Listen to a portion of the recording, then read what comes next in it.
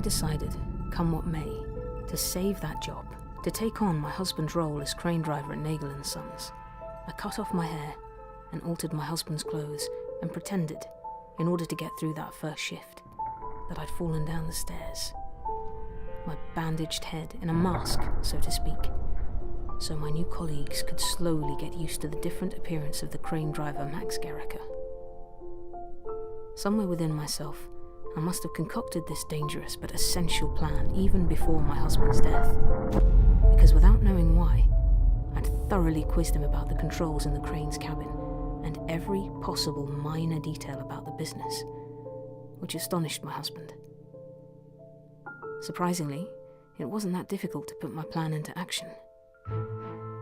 Apart from a few little mistakes manoeuvring the scoop, which people put down to my condition following the accident, I presented myself astonishingly well. Beggars can't be choosers.